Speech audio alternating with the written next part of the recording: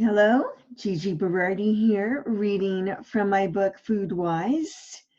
And tonight I pick up on page 10, finishing explaining the acronym WISE that I chose for this book. But I thought I would do something a little bit different and just say a few words about where I am. I am recording this in my daughter's room. I have twins. They just turned 24 years old, and she's away at school. So I'm borrowing her room, and I can see already that my hair is getting longer. And this jacket, which I wear every night, this is a jacket that belonged to my father, and he passed away in 1984. So I've worn this jacket ever since then, and it may get a little bit more frayed too as the days go on here. As I'm reading FoodWISE, my goal is by the end, whenever that is, 4 months from now, that I will have read the complete book. So those of you who don't want to or can't buy the book can just listen to these videos.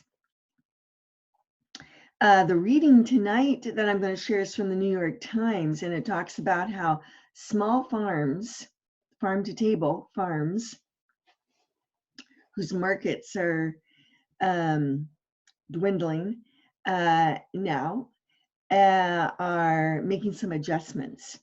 But I also want to just say, and I was trying to get around this idea last night, that there seems to be two broad groups of us right now. There is, and I must admit, I alternate between groups, but there is one group which is, we can fight this coronavirus, let's do it, we're gonna hunker down, we're gonna win, we are the champions, we'll just like sit it out and just wait for things to get normal, which will be sometime from now, but maybe not too long. There's another group which is thinking, nope, this is our new normal for a while. And in fact, in my world, reaching a peak in infection, the infection rate within the next couple of weeks still means that this is pretty much our new normal throughout the summer, at least. So assuming no new infections after that, or no dramatic increases in infections. But as I said, I myself find myself wandering between these two extremes. But for the purposes of resilience and building adaptive capacity, I think we do need to assume this is our new normal for a while, at least to be safe. And so let me read from the book a little bit, and then we'll talk about that relevant New York Times article. Sustainable. Are my food choices sustainable for my personal world and my shared food worlds? For consumer pocketbooks and farm expense accounts and maintaining levels of natural resources needed for production, even many generations from now. In our personal worlds, we can't blow our budgets on 1 week of organic food and think we're going to be fine eating mac and cheese the next week. In our shared world, farms are struggling now, and we need to consider if we really have a sustainable, ecologically minded agriculture when economic viability is uncertain. Economic sustainability for consumer and farmer is vital. Changes in state and federal farm policy, which will be discussed later in parts 1 and 2, can help promote or undermine both ecologically minded agriculture and farm and food economics.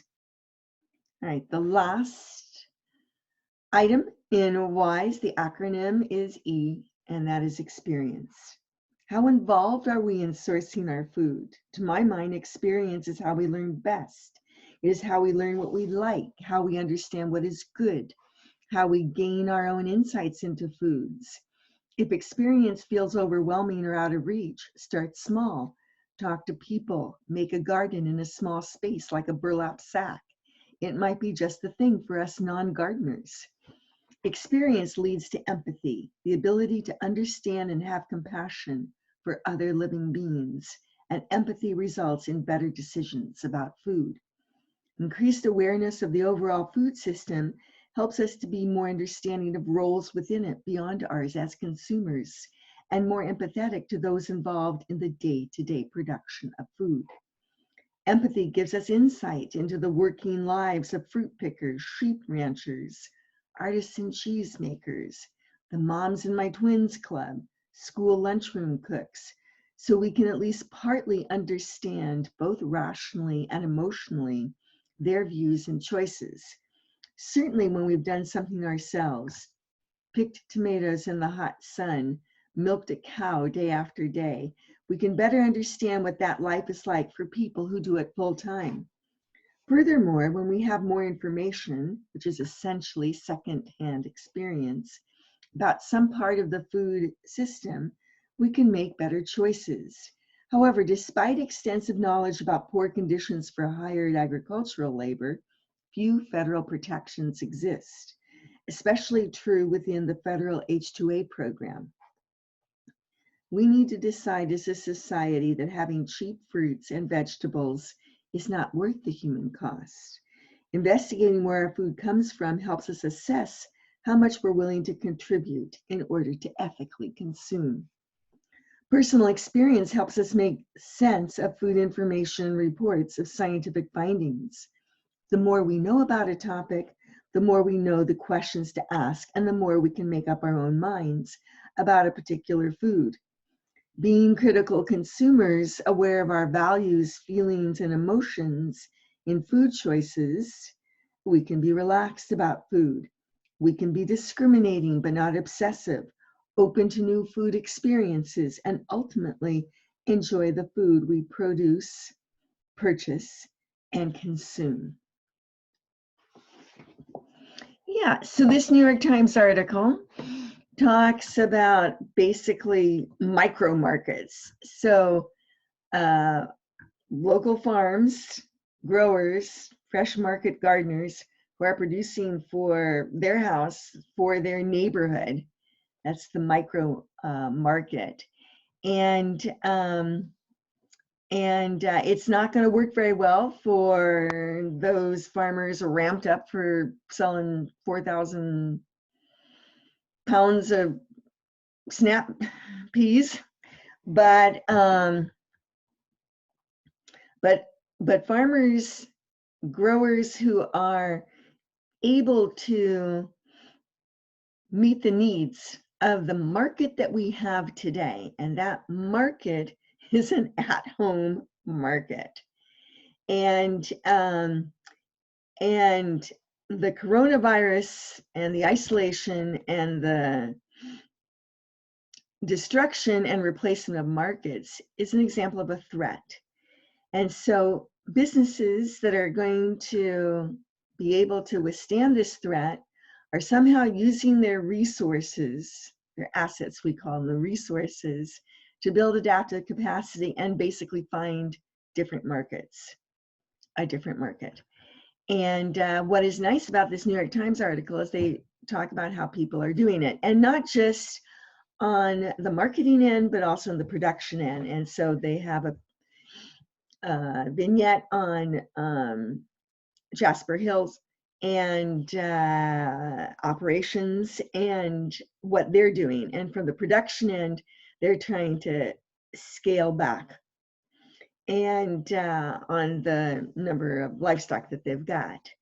So anyway, I invite you to read this article. It is interesting, and it's how farms and farmers are getting stronger in this crisis.